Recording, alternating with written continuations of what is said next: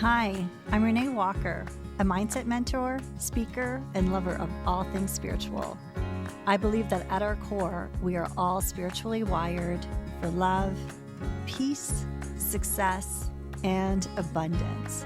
Here on the podcast, we're diving into mindset, wellness, and business, but always through a spiritual lens. Let's just say we're going deep, but we're keeping it light. So let's elevate your life from the inside out, one conversation at a time. Welcome to Spiritually Wired. Welcome to the Spiritually Wired podcast. I have a very special guest with me today, Jen Szpigiel. Welcome. Thank you so much for being here. I appreciate being here. Thanks for having me. So Jen is the founder of Becoming Iconic, and she is also the founder and editor-in-chief of Iconic Magazine, as well as a very busy mom, I can imagine, of 4. Yeah. And you help so many women worldwide build successful businesses that result in sales. And you do this through your full service brand company. I saw you live at the High Vibe Women event, and you were on the panel, and I just absolutely fell in love with you. I loved your energy, and right away just wanted to have you come on the podcast to share just so much of, I always come back to the word energy, but there is an energy about you that I really resonate with. So thank you for being here. Thank you. I appreciate that. And we were just having a quick conversation before, and I'm like, I feel like I just want to be a part of your world. There's so much that you offer and you give women, especially when it comes to supporting them in building successful brands. So what would you say, in all the work that you do, what is lighting you up the most right now? I would say it's probably the same thing that it's been since the beginning. There's something really magical about watching and witnessing a woman fully express herself. In a world where, at least in my upbringing, I felt like the more we were like someone else, the more we were accepted. At least that was my lived experience. And the idea of coming home to myself, celebrating who I am, celebrating my unique qualities was such an act of service for myself, truthfully, and really was the secret sauce to success. I was surprised by that, to be quite honest. And now knowing that, and then encouraging women in my world to not look at what everybody else is doing and to think that is the way to success, but instead her realize who she is and the gifts that she holds and the life experience that she's journeyed, and all of those things combined is what makes the magic. And her giving herself that permission, not that she ever needed it, but finally giving herself the permission to express that, is one of my favorite things. I love it, because one of my favorite definitions of what your soul's purpose is just simply being the fullest expression of you. And I find, especially as women, there is so much pressure of trying to fit into certain, categories or doing things a certain way. And so the way in which you just express that feels just beautifully aligned. And I totally agree. I say the exact same thing. I think our shared purpose in life is realizing ourselves. And discovering, and there's some audacity in that, and it's very vulnerable. Yeah. But when you start to catch on and realize this was how it was always meant to be, that's where I feel like we unlock something that is so magnetic and inspiring. And maybe that's even the energy you felt with me and I feel with you, is these women who are, I call it peacefully confident. Yeah. I have this image and this analogy of a woman that's loud in a room doesn't necessarily, to me, exude confidence, nor is it the woman who is overly humble and takes the back seat so everybody else can have the good spot. I feel like it's the woman that walks in and knows who she is. Her shoulders are rolled back, her chin is up, she smiles, she doesn't need to prove herself or prove her worth or value. She just knows it. It's embodied. And there's something about that when I see a woman who has that, I just want more of it. I want to be around her. I know. There's something that is so there's just that quality, Mm-hmm. right? That you want to be a part of. Is that something that was always easy for you, or has it been, what's been the journey here? No, I've been self-conscious and not in confidence for most of my life. Mm, I would say in the last few years, it's really been my discovery and really to me an accountability piece of not perpetuating things that have just been hurtful and little self-betrayals along the way that I just felt this is not the way to move forward. If I really want to have this stunning life and I really want to make a difference and I really want to grow these businesses and I want to be in relationships that are so pure and fulfilling, I have to be willing to look in the mirror. And doing that kind of work is not fun or pretty. mm, And we can avoid it easily because of that. But I really started to contemplate where are the ways in which I betray myself. And it was this identity around being the nice girl. mm, I was raised that you should care more for others than you care for yourself. And not all of that is wrong, actually.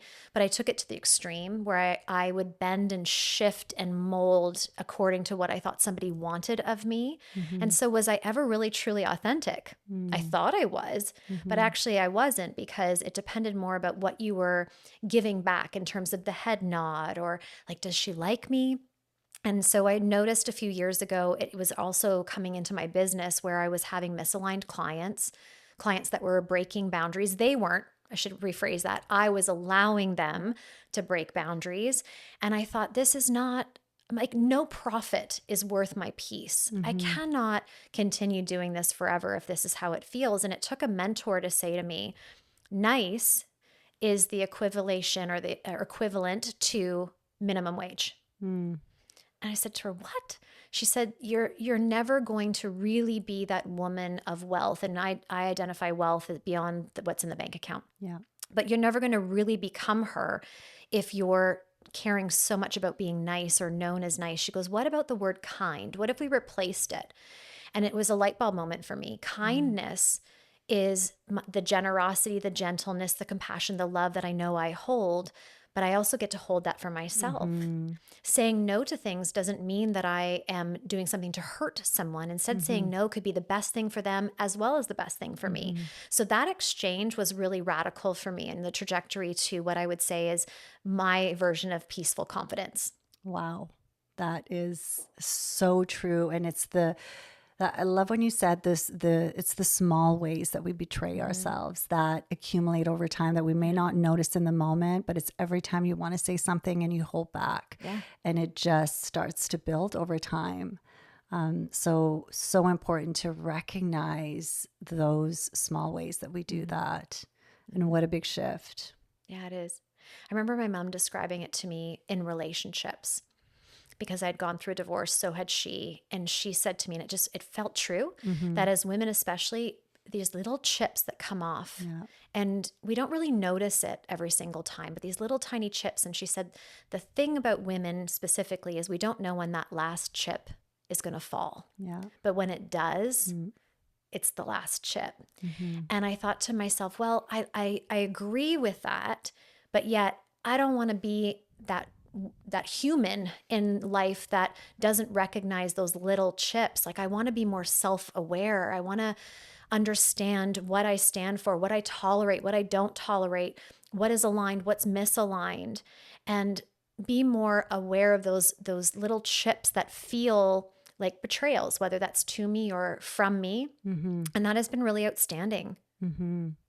Yeah, I remember reading in a book one time where it says like every lie you tell yourself further disconnects you from your Mhm. truth. So it's every time you in those subtle moments, which means that we have an opportunity to shift it You do. and to bring ourselves back. So that journey back to yourself, what does that look like today? Like, what are the things that you're noticing, the way in which you're showing up that might be different than it was before? Gentler.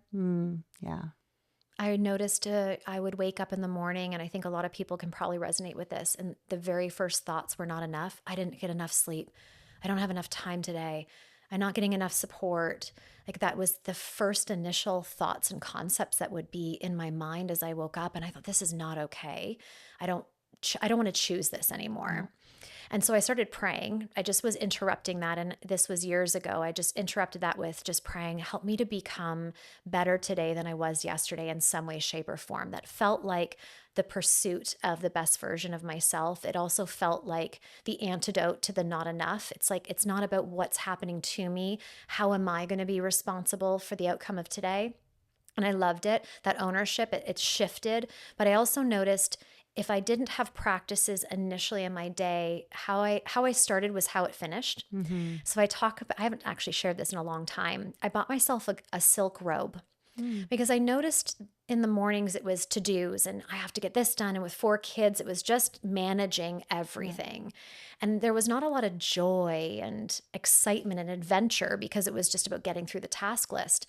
So I thought, what can I do to interrupt that? I thought silk. I just want to be in my feminine embodiment. I just want to feel silk. So I bought myself a silk robe as my anchor and my practice of being in that feminine energy in the morning to spark my day. And I also noticed when I started that the way I walked the kitchen was different. You know, in the morning, it was just like, go get my coffee. Well, that silk robe, I was almost like tippy-toeing, gliding to the kitchen. I was like, oh, that's interesting. And then my coffee tasted different. Sipping it, enjoying it, not rushing it and having to put it in the microwave 5 times because it kept getting cold because I was doing the posts or doing the things. And I noticed my entire day started to unravel differently. And it was a really beautiful existence by having those anchors, those reminders and practices, especially as I very first, like that spark in the morning. Yeah. It rippled through and it changed everything. Yeah. And it really is an act of being gentle and kind Yes. towards yourself. What a Yes. great way to start your day. Now, you mentioned prayer. So has prayer always been a big part of your life? Yes. Yeah, I feel very lucky that I was born into a family where most of my mom's side were ministers in a church. So I was exposed to Christianity and God and faith from the time I was born. And I'm so grateful for that because I do believe it instilled just something beyond me from the beginning. And that's morphed and changed over the years, Yeah. of course. I found my own journey, my own faith, my own way of relating to that, but it's definitely been a huge part of who I am and a part of my day.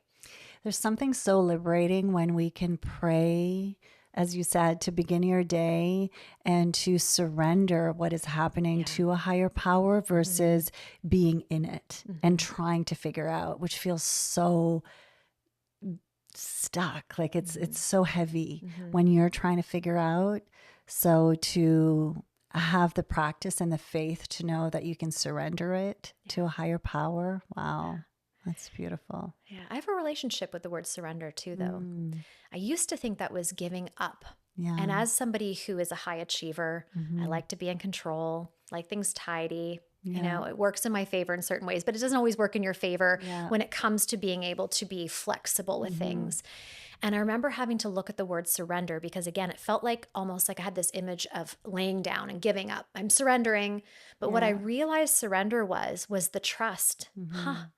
It's like, it's actually being in trust. It's releasing the grip of trying to control everything and instead letting things unfold as they will with the trust in ourselves and the trust in our faith and our whatever that relationship is to someone, that it is exactly how it is meant to be. And that really allowed me to just, I actually love the word now where I can't say I loved it in the That's past. so interesting. But I can see when you are used to being in control and wanting to be in control, the surrendering piece would, it doesn't go with it. No.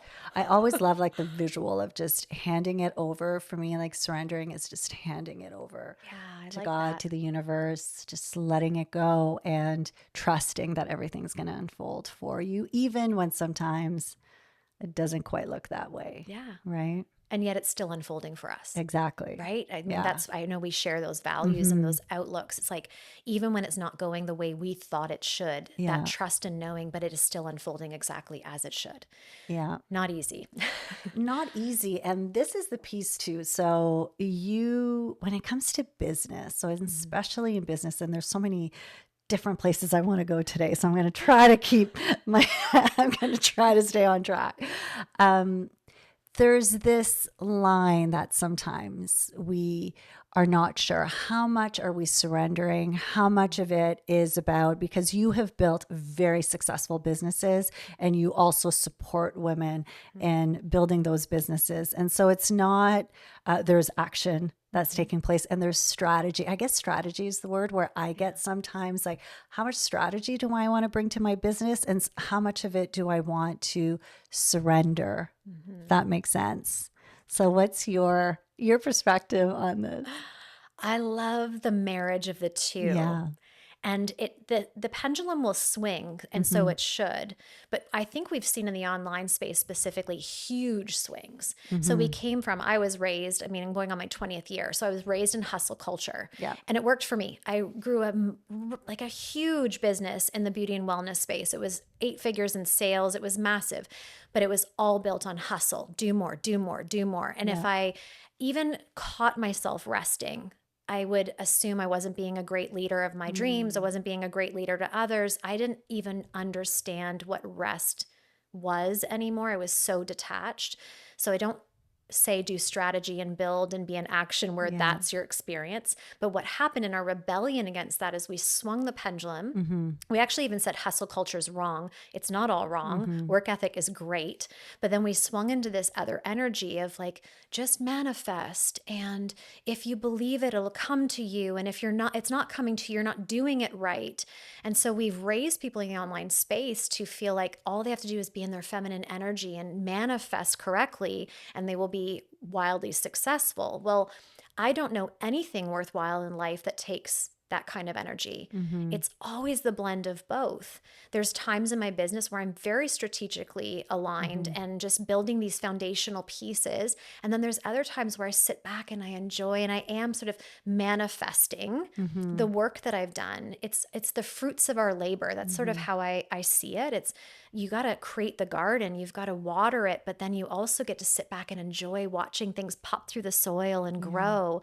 And so it's the both. Beautiful. Yeah. And I also feel that energetically speaking, exactly, we talk about the feminine and the masculine energy. And the idea is that we need both. So we do need that masculine energy.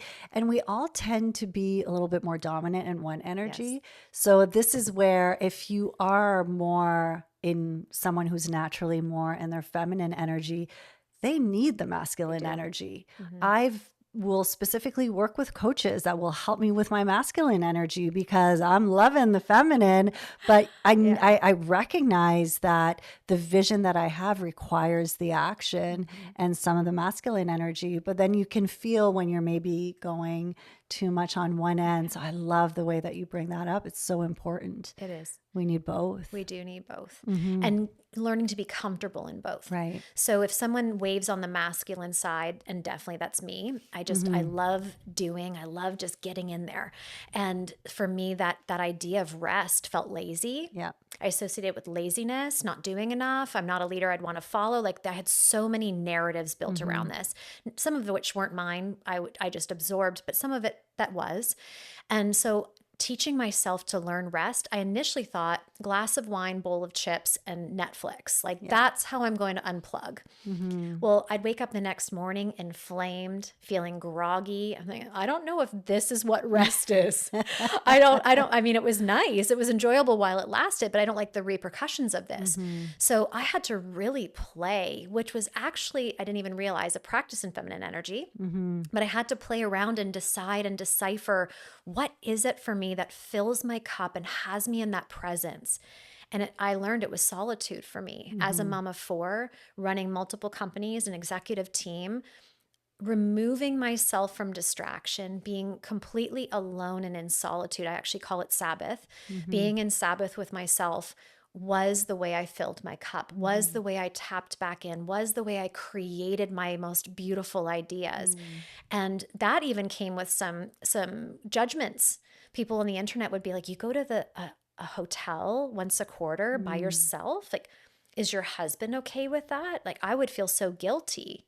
Interesting, because I would have had that judgment too not too long ago. But actually, that's parenting. It's his responsibility like it is mine. And sure, I do have some guilt. I would be lying to say that I had no guilt and I didn't think, oh, maybe I should bring them with me or I hope they're okay. But I've learned to manage those things. Those are expectations I set upon myself to manage myself in that time to go, but I am a better version of myself on the other side. Yeah. So much so that now it's encouraged. Like my husband will say, it's time probably for you You're due for a little to do trip the now. thing. Say, yeah, true. And even my team, they'll say, Jen, we feel your energy. It's time. You need to excuse yourself. Go do the things. And I love that not only I've learned that, but they have learned to see that within me. And it's such a beautiful relationship because they're usually right. Mm-hmm. And it just takes a moment, 1 to 2 days, and I come back and I'm completely renewed. Mm-hmm. So part of it too is recognizing that there's different phases and different types. So not trying to, and I know you have a relationship with the word balance. So what can we just Do I? put that aside for now? Yeah, I mean, this elusive search for balance, especially as a mother of 4 running multiple businesses. Yeah, what a lie. Yeah. What a terrible lie. We've told people that that is what success means and feels Mm-hmm. like, because I certainly, in my experience, have never felt balanced. Mm-hmm. And the pursuit of wanting to feel that feeling is the very thing that is making us always feel out of balance because it's not our natural state. The only thing that I can think of that's in balance is a tree, but it doesn't move. It's Yeah. standing still. It's anchored in. Like that to me doesn't even feel balanced to me as a human that gets to Yeah. move and do things and explore. So it's to me that I've exchanged it for harmony. Mm. How can I feel harmonious today? And then that next phase was actual presence. It was never about equal parts. I actually can't be balanced with my kids. That would mean every one of them gets equal amounts of time and attention from me every day. You're a mom, you know that's first of all unfair. That's not the way to love them. Mm-hmm. And secondly, I would say, unless you have a clock running constantly, that's not a way of living. Impossible. Yeah. One of them isn't feeling well. One of them had a drama. One of them's just quiet. If I forced balance, we would be so out of balance. So instead, it's kind of going back to what we were talking about, that trust, that presence. When I'm doing something, I am totally present. When I'm with you right now, there's nothing else I'm thinking about. Mm-hmm. That had to be learned. That was practiced. And I still have to practice that. I don't think we ever get to a destination where we I figured it out because life changes and there's new chapters. But that has been my peace.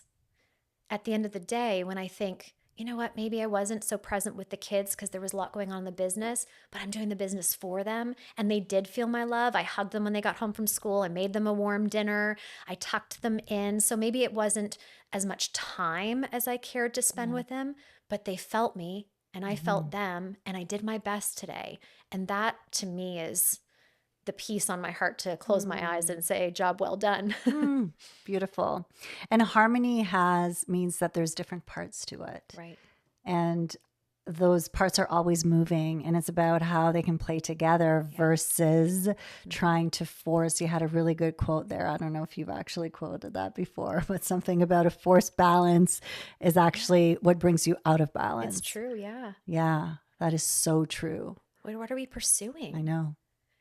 I really And do. it's impossible. It really is. Yeah. And so as women, we're just constantly asking something of ourselves that's so unnatural instead of trust. It's that trust. It's really been, I would say, one of my life's biggest journeys, learning to trust myself, trust others, trust the process. It doesn't come naturally as someone who does like to control outcomes. But that surrendering, going back to what you said, has been my peace. And when I am trying to grip and control and maneuver and force and pressure things, the joy just dissipates. It's almost like like a smoke in the room. It leaves. When I'm present and peaceful and calm and steady, it's just such a good feeling. And I believe that's ultimately what we're all trying to achieve. Absolutely. And that is so even searching for peace or moving towards peace Yes. versus this balance, which is always this idealized version. And I mean, we have enough of those, of this ideal version of ourselves that we think we should be Yes. and always falling short of it. And Mhm. to me, the idea of balance is exactly what that is. It's Mhm. just this version that seems to be ideal where everyone is happy and you're spending the right amount of time on every aspect of your Yeah. life, when that is never the reality. And so there's times when our families are needing us more, Mhm. and other times it's your business, and that's okay to give those parts of Yeah. you that need it. Yeah. Yeah.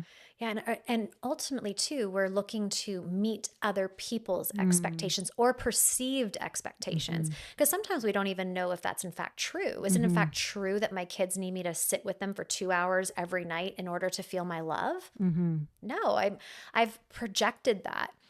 I believe loving my children, loving my business, loving who I am, loving those I'm around is about that act of staying committed to the presence, giving attention, being attentive, Yeah. caring, Mm. listening, Mm. smiling, making eye contact in a world where right now so many heads are down and Yeah. we're missing so much of the beauty.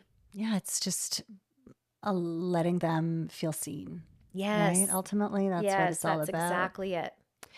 Okay, now can we go to the name of your business? Becoming iconic, It's bold. which I just absolutely love. Where, like, what was the connection with the word iconic and what does it mean to you? Well, that was God given. Mm, That was spiritual. yeah. I was moving away from my name that I had really developed into a personal brand. Now I lost my social media in 2022 and I wish people could go back and see that evolution and that pivot, but unfortunately it's not there anymore. But I was pivoting into wanting to build a company to serve women, and icon and iconics just was ringing in my head, or iconic was ringing in my head. And I had never used those words. As a matter of fact, I had some almost like not good feelings around Hmm. the word icon, especially with my upbringing. So I was like, this is uncomfortable, but it just wouldn't stop tapping, tapping, tapping. So I thought, well, what does iconic mean? Like maybe I need to look at the meaning of this. What does it mean? And so I developed my own definition. I was like, well, it's the pursuit of becoming the best version of ourselves. It's giving our best every single day. It's for me ultimately becoming unforgettable. Unforgettable because of the way someone felt when they were with you Mm, or an experience they had or the work that you did. And so that felt really good in my spirit. It's like, well, that I can connect to, that I understand and feel. And I was in a mastermind and I said, I just don't know why the word iconic won't leave me alone. I don't know if I want to name my company this, but I just can't lose it. And someone said, well, don't you teach like someone to become iconic? mm, And that reflection back was actually, it's, I don't even know if we become iconic. It's the becoming that is mm, forever and ever and ever. There's not going to be a yeah. day in our life where we're not becoming unless we choose. And I wouldn't make that choice. So when I married those two words together, the Yeah. becoming and the iconic, it was a divine appointment, a God moment for me where I thought that's exactly what I'm supposed Yeah. to do is to support women to express themselves, to live full out, to become the greatest, grandest version of themselves. And that's iconic. And I love that the word is bold and it does make you feel It something, does. right? That's the Hmm. thing. Hmm. So it is like when, as soon as I read it, I saw it, I heard it, it just touches you in a way. And whether it's, as you said, it can be a bit of a, it triggers you in Yeah, some way. And that's because it's meant for you, right? that's Everything right. that triggers you, it's like, why? Because there is that part of you that is becoming iconic, that Hmm. wants to become iconic, that is Hmm. connecting to that piece, Hmm. to that, yeah, to that side of it. So I love, absolutely love that word. Thank you. So nice. I didn't know, like I didn't own it, but now I own it. It's popular now. It wasn't popular in 2020 or 2019 when I called my company that. Iconic Mm-hmm. wasn't used the way it is now. Mm-hmm. It's become quite popular and I'm okay with that. But it's interesting you bring that up because I did have a woman come across my page and she ended up sending me a DM and said, initially, I didn't even want to follow you because iconic, like Yeah. She said, triggered me. She said, now that I've spent some time with you, I can understand the heart and the woman behind this. So I've softened to this idea. And that was when I had this huge light bulb moment with her in the DMs. And I said to her, what if, like, the word trigger, we actually exchanged it with the word activate? Because trigger has a negative feeling attached to it, right? Like, you triggered me. What if it's you activated me? There's something activated in my spirit, or I'm feeling something around this, because then there's some personal responsibility attached. Yes. And I remember having this conversation, and it was so beautiful, and she was so kind to let me riff with her. Yeah. But that to me was, again, just a great example of someone being activated through the word, and that activation deepening who I was and what it stood for. And also somebody, starting to understand that iconic gets to mean whatever you want for you. You can be an iconic stay-at-home mom. You could be an iconic drive-through customer service rep. You could be iconic at anything. Actually, one of my favorite books is The Leader Without a Title by Robin Sharma. Yep. Such a goodie. Yeah. You know Robin Sharma, you must. Oh, I've read all Yes, his I was going to books. say, I can tell we would share that. So, so I just love his teachings that leadership and our due diligence in life is to show up as the best version today in the best way we can. It's not always perfect, and some days are better than others, but it's that pursuit. Yeah, I really feel that from you, that it's a way of being. Yes. It's a way of showing up. It's not about the end result of whatever perception you have around being an icon. It really is the way that you show up, which is just as much about showing up for yourself as it is with other people. So love that. And so part of the becoming iconic brand is you have a magazine that you founded. So can you tell us a little bit more about that? Yeah. Oh, my dream come true. I went to school for fashion and then to university for PR because my dream was to have a lifestyle magazine for Toronto. I love the city. I just loved it. And I thought I want to have a place where people can discover these small mom and pop shops, these restaurants that aren't necessarily popular. I just wanted a place where I could help people build their lifestyle around this city that I loved. And I became pregnant young. And so that dream just sort of went up on a shelf, and it was always there, but it collected a lot of dust. When I lost my social media in 2022, I just had the right person say another God wink in my life. She said, well, in some ways you've got a clean slate. Like, you could show up and become any version in this moment. Like, is there something you've never done that now's the time? What a perfect question. And as soon as she said that to me, right off of my lips came a magazine. I hadn't thought about it in years. Well, that's not true. I thought about it, told a few people. They told me it didn't make sense. It would confuse people around my brand. I'd be stretching myself too thin. So the few people I shared it with kind of just pushed it down. And I thought, yeah, you're right. But there was something different about this time. Yeah. And I thought, if not now, when? And you're absolutely right. It is the right time. And so I launched it. It was absolute ignorance on fire. I had no idea what it was to be an editor-in-chief. I had no idea what it was to publish my own publication. It very much was self-serving at the beginning, just to say I was doing it. It was almost like a catalog of becoming iconic. It was very sort of not self-centered in the negative way, but based on self. And eventually it just gained in popularity. There was so many people turned on by this creative marketing and like, wow, you've got a magazine, that I had people start to contact me, brands and influencers, and, what does it take to be in? And I thought, well, what does it take? I don't know. So again, a bit of ignorance on fire, but I had to really look at the vision of, am I doing this just to say I did a magazine, or am I building something here? And it was quite obvious that I was building something.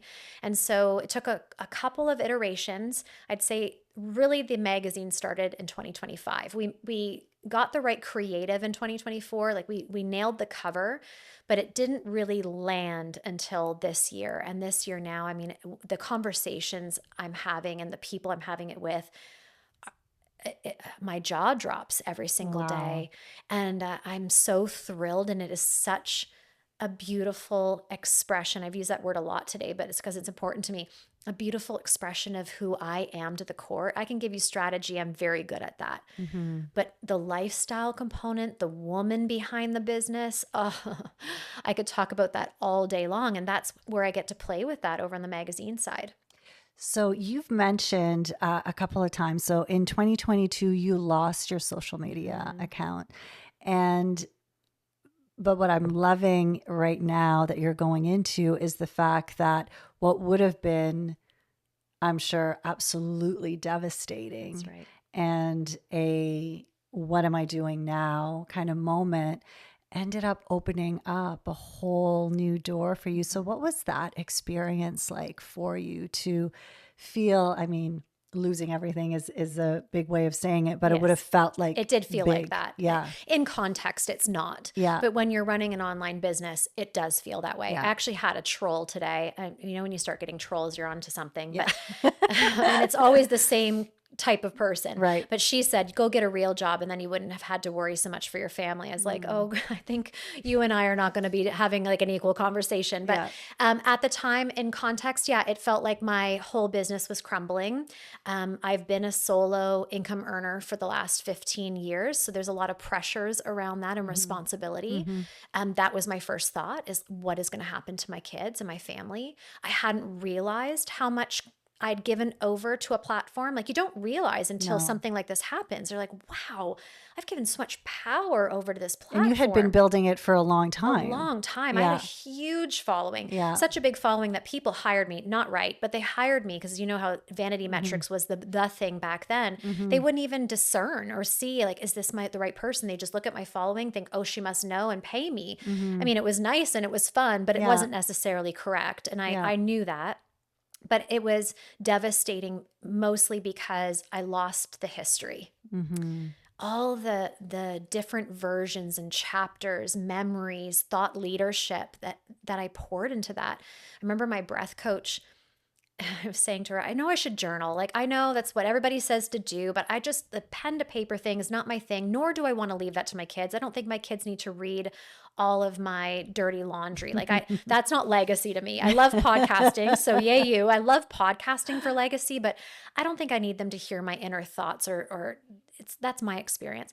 She said, but you do journal. And I'm like, no, I really don't. She said, Jen, have you read one of your captions? And so, there was a mourning for that, because as soon as she had told me that, it was true. I did journal very much in my social content, but I had a choice. I remember curling up in a ball. I did give myself a few days, and it felt like everything was crumbling. And suddenly I thought, how could I possibly have any integrity by naming my company Becoming Iconic, telling women to follow me, that I would support them in building their dreams, that they should pick themselves up and dust themselves off, that failures are only failures if we give our power over to that. How can I preach that and then not walk the talk? Yeah. And so I remember thinking, what if this is the story of becoming iconic in real time, the evidence, the example of what I say, but I'm going to literally live it out and they're going to watch what I mean. And that was absolutely one of the biggest catalysts in my business. Wow. Yeah. And it is something that you can see in hindsight. Yes. Now I'm sure you can look back and you can see what the doors that it opened. It did. But in the moment, we never see it. And that is the part that's the trust piece. Yeah. And this is an important, if anybody's running a business or a brand, to not put all of your eggs over on the Instagram Meta basket. No, I love Instagram. Yeah. It's my creative outlet. I love just building my artistry over there. I'm sure you could tell if you see my brand on there. It's very much an act of art for me. However, thank God for my podcast, my email list, my website, those things that I had created that I hadn't even really fully recognized until that was gone. And then you realize, oh my goodness, the best insurance in business is to make sure you're using multiple channels for your marketing and you're letting people come play in the channel they prefer. Because when I brought my socials back, I assumed I could send an email out to my email list and everybody would just come and follow to support. Yeah. A few did, but what really surprised me was a lot of people didn't. They preferred hanging out with my long form content, reading these big, long emails that I love to pour myself into. That was their preference. Same with the podcast. I thought, oh, I'll say something on the podcast. They'll come over. Few did, but not everybody did. They preferred to hang out with me on the podcast channel. Yeah. So that was a big eye opener and a great lesson to make sure that we are giving a lot of different opportunities for people to experience us so that we are sort of insured in case something happens. Yeah, it's such a, you hear about it, you hear about it happening, Yeah. and then you just assume maybe it's not going to happen to Yes. you. And so I can only Yeah. imagine that moment Yeah. Yeah. and what it felt like. When you speak of becoming iconic, and I know, like, I can just feel the passion that you have, what would you say are some of the biggest blocks that you see in women that's keeping them back from being, if we're using the term, just really in being the fullest, the best version of themselves? What are you witnessing, seeing that is holding people back from being that version? The biggest thing I see is a lack of belief. We're looking for others to pour belief in us constantly. And when we don't get that, our belief dwindles and they quit right before payday. I have watched it's the one thing that makes me cry on the spot. How many women I've witnessed quit on themselves right before their tipping point. As soon as things get really crunchy, those challenging times, it's always chiseling us into the next version that's going to be able to hold this breakthrough moment. But we give up in the chiseling. It's like, I think of warriors, like they had to build their strength and to go in, and be the warrior that they were meant to be. But most of us, we want it to be easy. And we're surprised by challenge. And I think, why are we so surprised? Of course, there's going to be challenge. Of course, you have to hone your leadership and your skills. Of course, you have to overcome. All of these things are benefits, not only to yourself, but the people you're going to serve as a result of it. And so watching women quit before their tipping point is heartbreaking to me. And I also think, how can you give up after you've come this far? It's like almost a disservice to the investment of time and finances and your dreams, and like just see it through. So that's the biggest one, is belief. But I've always had personal belief. I don't know where that comes from and why, but I've always believed in myself that no matter what, I will figure it out. I've always thought that was everybody's experience, but I don't know if everybody thinks that way. So that was the biggest one. The second thing is, I believe unrealistic expectations through pressure and force. Things are glamorized on the internet. Yeah. I'm watching New Money. I call it New Money. I love them. I remember when I had New Money. I remember being loud and wanting to tell everybody how much money I was making. I remember. So I have so much grace for what is happening, because it's baby money. And women who have just touched it for the first time and maybe aren't doing it with stewardship. But we're embellishing things and telling people that you can make millions by doing very little. And that's, to me, like, don't disregard the time and effort that I have had to put into this business to create what it is. And I firmly believe anybody who wants that level of business has to roll up their sleeves, deal with challenge after challenge, and be willing to do the work ethic. But we have this forced pressure of fast results with as little energy as possible. And when we're not getting it in a quick, timeline, whether that be in 1 year, if I'm not making my money back then, but what if it was 1 year and 10 days? Yeah. And what if it was supposed to be 10 years and in 10 years you had $1 million business? You're not going to be upset that you never quit. You're going to be so glad that you stayed the course. Like, we pressure ourselves so much. So that, to me, is standing in the way of a lot of people's success. Comparison, force, pressure, lack of personal belief, and always because we're paying attention and consuming and I would say observing things not with really the full perspective.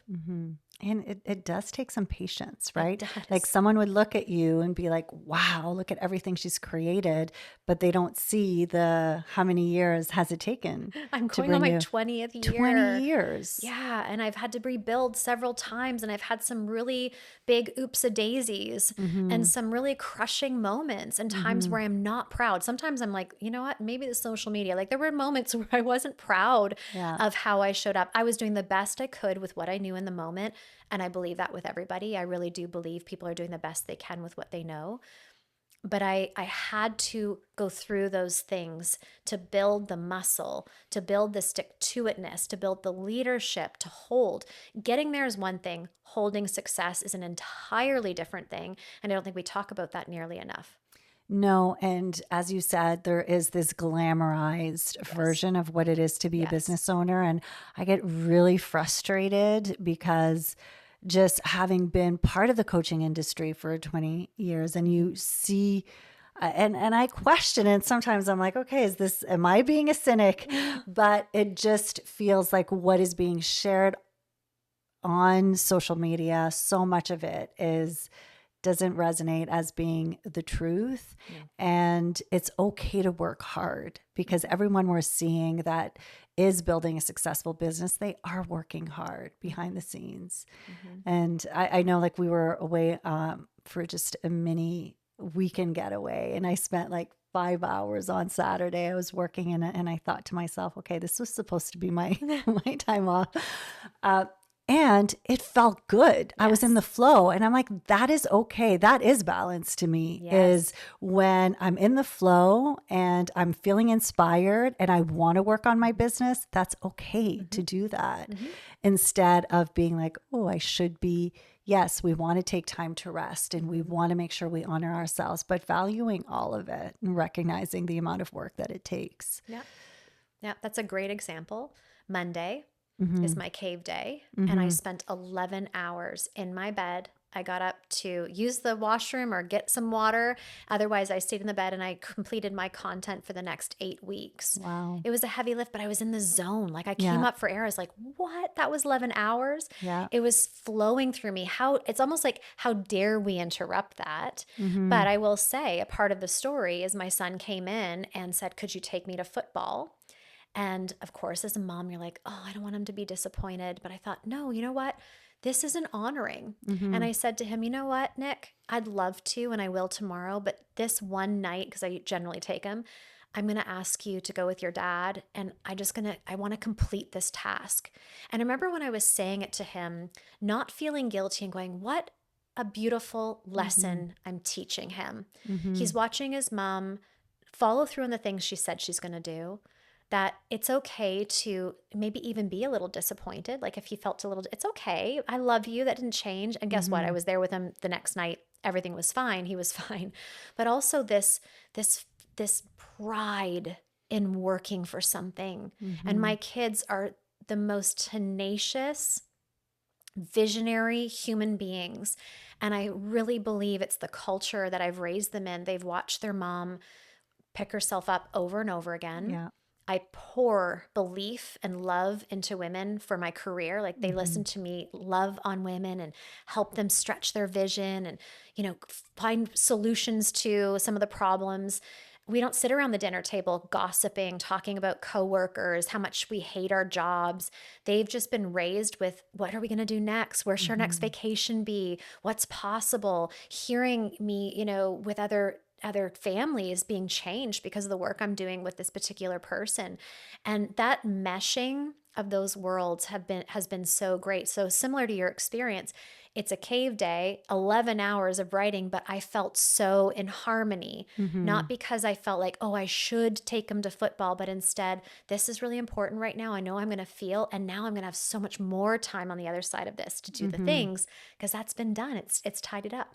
Yeah, and what a gift for them to see not just the highlights, because I'm sure they're Yes. seeing so many of the highlights, Yes. but to also see the work Yeah. that goes into it and Mm-hmm. both of it, because it is really, I mean, it's not for everyone. No, no, it's not. Because it does require capacity to hold both, Yeah. right? I mean, and we can only hold those wins if we're able to hold the losses and the moments where you're just, I'm done, Yeah. even though you know you're not really done, but you You're wish never you could be done. Never done.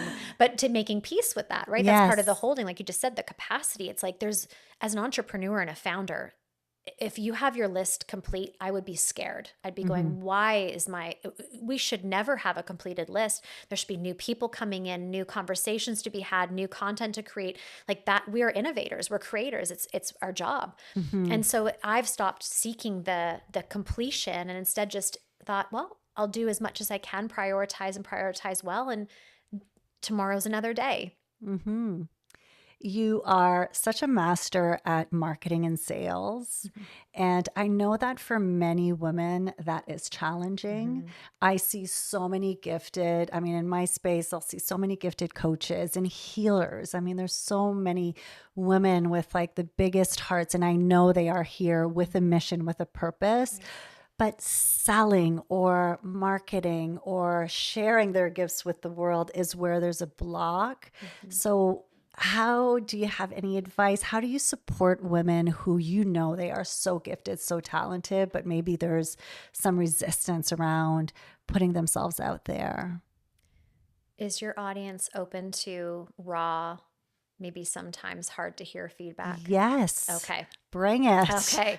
So I'm going to be honest. And I think this has been why I'm so comfortable around sales. And a lot of people sort of think of ick and pushy and forcey and manipulative. Yeah. There's absolutely none of that in my world. And I would challenge anybody to ask anybody who's ever been in that conversation with me. Nobody feels pressured or manipulated. It is such an empowering moment to show that you have something to offer someone that will help solve a problem and move them forward towards what they desire. And for them to be empowered enough and believe in themselves enough to say yes, like you got to get out of her or his way. Yeah. You can't make that decision for them. And it's such a disservice. But to get to the hard truth, I believe ego is really sneaky.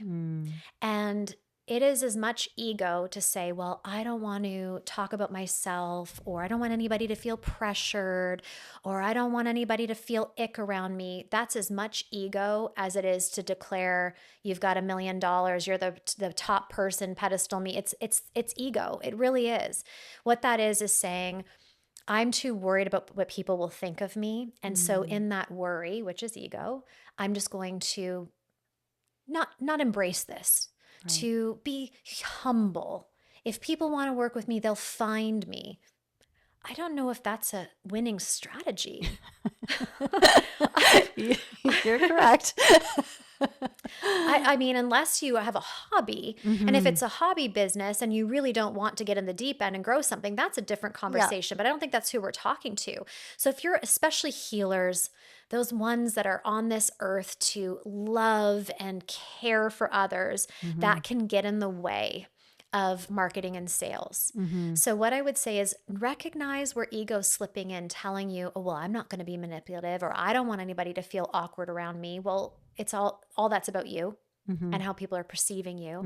Instead, what if the attitude, the way of thinking about this, the intention was my responsibility is to be heard and to be seen so that somebody can discern whether this is right or not for them. That I invite people to ask me questions and get on a call and get to know one another. And in that invitation, I'm going to sit back and get out of her way. If she desires this, I will answer that desire. And if she doesn't, I will honor that as well. I think a lot of the ick in sales is what happens after. Someone says, not right now, or I'm not interested, and we shame them, or we don't, but there's people who do, or they suddenly cut off ties in conversation. Like, you were wooing me for so long, and now that I've said no, you stopped following, stopped engaging. That's when it gets icky, because then all of a sudden it's like, well, what did all of that mean? Nothing. You were looking for a sale. I was a transaction for you. So if you are a heart-centered servant leader and want the best for others, you can be calm and peaceful and confident in knowing that the best for others is to be seen and heard so they can understand who you are and what solution you have. They have the wherewithal to make their own discernment and judgment.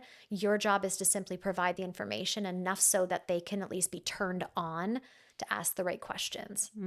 So it really is getting out of our own way. It really is. Yeah. And out of her way or his way. I Yeah. say her because I work with women, but out of their way. Because we are getting in their way. There are people praying for that. I'm going to talk to the audience, your solution. You have something that right now someone is praying for. Maybe they're praying to get a good night's sleep. They have insomnia and they just are like, oh God, please send something or help me sleep. I just can't do this. It's torture. You have a solution to help her with that. But because you're so concerned about how you may be perceived, you're not sharing that.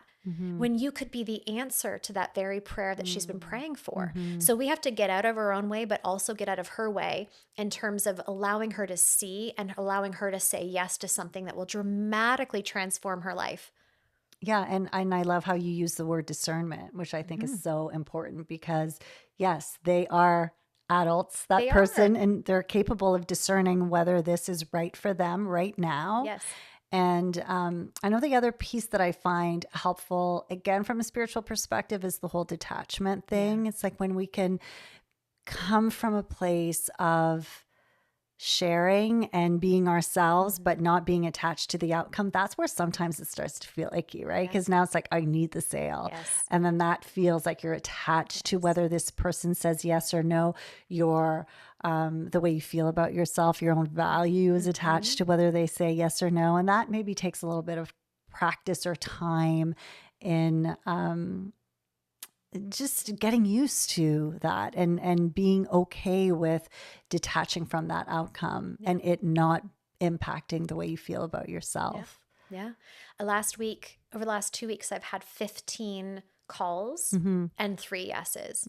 So do the math. Yeah. 12 of them were like, not right now. Nobody said a hard no to me, but not right now, maybe later. I'm at in this other thing. And so my job is just to simply continue to nurture and build that relationship and cheer her on in the meantime, because that's who I am. But 3 yeses, that changed my business. A no changes nothing. If someone says no to me, they didn't take from my business, nothing changed. I'm exactly where I was prior to the conversation. When somebody says yes, now there's a change. So that really released my attachment to no. It was like, it doesn't matter. It was literally, I look at it as how could I have improved and done that conversation better? Because there's always little things we can adjust. I didn't listen enough. I didn't ask enough questions. Maybe I could have. So I'm a student. I love learning, but I'm so detached from her no because nothing changed in my world. Nothing. Really, honestly, if we're being truthful, the only thing that could potentially have changed in that no is her outcome. Yeah. That she's delaying her own success, that she's not believing in herself and trusting herself. But that doesn't have to do with me. That's her own journey. Thank you for sharing that, because I think, again, that those are also the experiences that we don't hear enough about. Someone would look at you and they think, oh, she would get only yeses. And that's not the case. No. Right? No. And the only difference between me and somebody listening in is I've had way more than No's, you. yeah. Way more. Like a lot. And again, it's not, no for me is never a hard no, like ever. It's always just a not right now. So I've looked at sales and marketing that way. They've shown interest. They wouldn't have put their hand up. They wouldn't have said, I'm curious. Can you answer this? What's this program? Can I get on a call? So I already know they're curious and interested and they see something for themselves in this. Now it's just about me being that leader of the conversation. I had somebody join my program yesterday. She's been in my world since I lost my social media. She's like, I don't even know how I found you. It's been that long, but I've just been observing and quiet on the sidelines. I didn't actually even engage with her. Came into one of my newest offerings, loved being in my world and came in. So it's you just never know who's watching. Your job and responsibility is to keep showing up in the energy that you would be in if you had all the success that you're imagining. That's your job. Right. And it's not up to your business to prove to you. It's not up to a potential client to prove to you that this is going to work. That's 100% your personal responsibility. Okay, that's big. That's the whole identity piece, right? Not waiting for the external validation.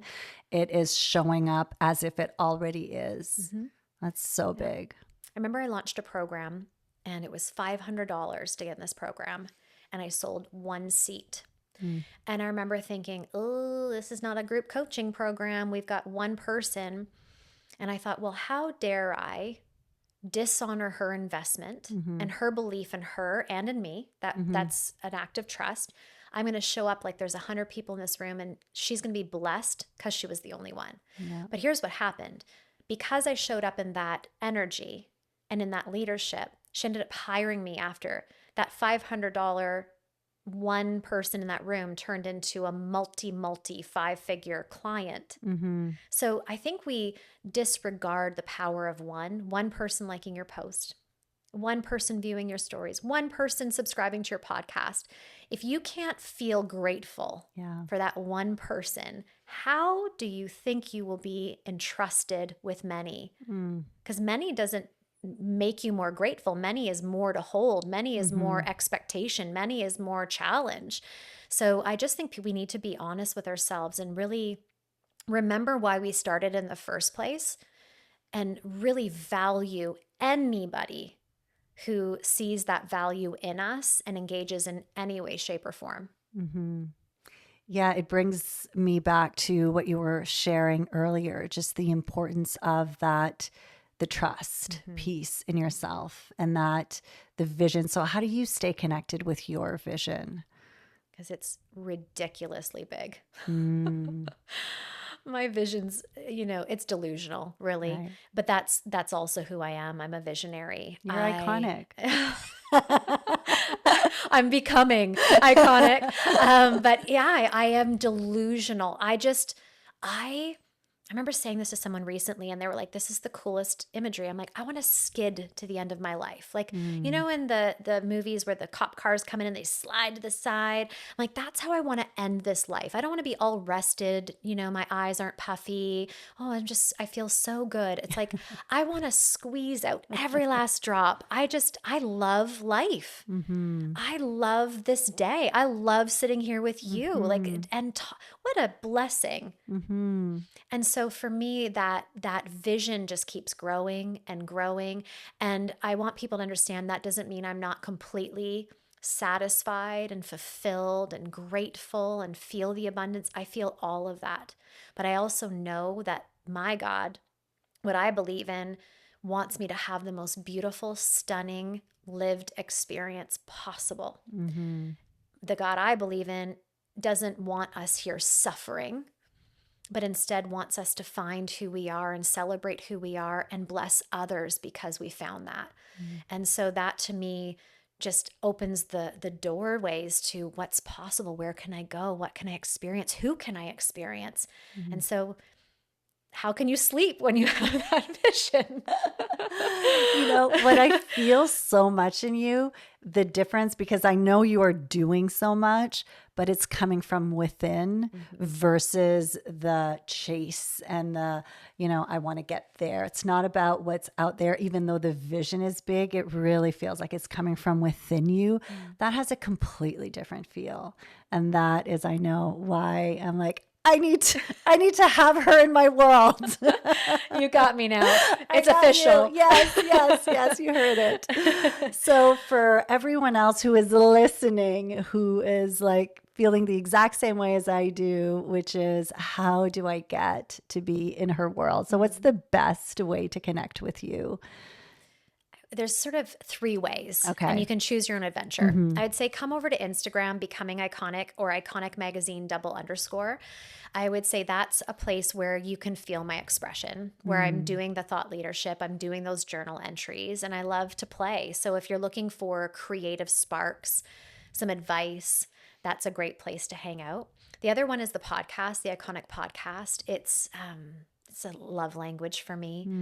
I have some really beautiful women on there, but I also really love the solos. And I do feel a lot of people really understand the essence of who I am by listening to that and are also, reaping a lot of reward from that. And lastly is the magazine. For now, the digital copy is complimentary. So sometimes people need something more tactical. It's like they want to have the visual and the words, the different stories that they can read that will inspire them. And it's a beautiful, beautiful publication that I would, really encourage people. And how can people get the Iconic magazine? It's linked in the bio. It's complimentary, the digital copy. I do really encourage people to get the physical copy because I think there's a practice and There is stillness. something so nice about holding on Yeah. to a magazine and just the feel of the paper. I miss the days Yes. when we had more of them, but I love that you still do that, because I'm sure, from a cost perspective and just the whole business, I'm sure it's not easy to do yet. Wow, what a gift. Yeah, and we surprise and delight those physical subscribers because it's heavy and it's coffee table worthy and it's thick and it's glossy. It's not what we're seeing now. It's like the good old days of magazines.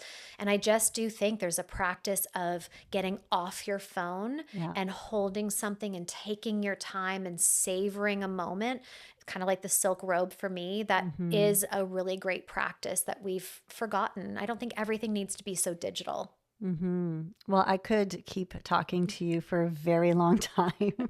And I just want to thank you so much for being here with us, for sharing so much wisdom with the listeners.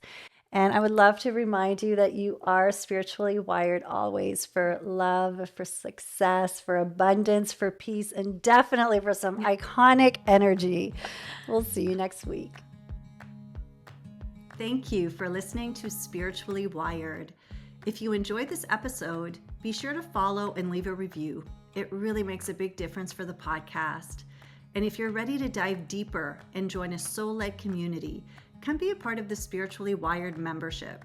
With weekly life lessons and a rich library of recorded classes, it's designed to support you every step of the way on your spiritual journey. We currently have a special offer where you can receive your first month for half the price. You can find a link in the show notes or come check it out at reneewalkerwellness.com. Until next time, remember to take some deep breaths. Remember that you are spiritually wired.